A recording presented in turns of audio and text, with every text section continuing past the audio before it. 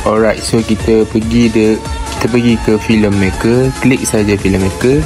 Okay, di sini korang boleh jalan cerita korang. Korang kena ingat jalan kunci dia adalah situasi, kualiti dan juga korang punya pakaian dan dialog lah. Kalau nak bagi dia konsisten dekat setiap karakter, korang letakkan, tulis karakter dan pakaian kena sama dengan scene 1. Kita dah padu, dah ngam, korang beralih pula dekat number of scene. Bila dekat number of scene, kena sama dengan prompt yang korang buat lah. Bahasa pastikan sama dengan bahasa korang punya cerita prompt. Okay, dan terus saja kita generate.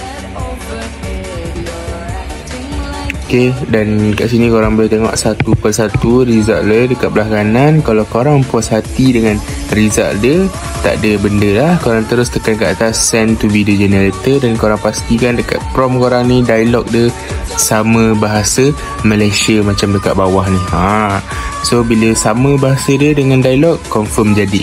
Kalau salah tu korang kena betulkan. Okay, dan terus kita generate. Okay, dan hasil dia korang boleh tengok cun ke tak cun. Disebabkan kereta kancil ni lah si Jamilah tu curang dengan aku. Kalaulah aku ada kereta mahal, mesti Jamilah suka. Hancur hatiku mendengarnya bila si Jamilah samakan kereta ni dengan kancil. Sampai hati dia. Tak apalah Jamilah, mungkin kita tak ditakdirkan bersama. Dah lah aku nak pergi jemput Kristina tadi, dia ajak jumpa.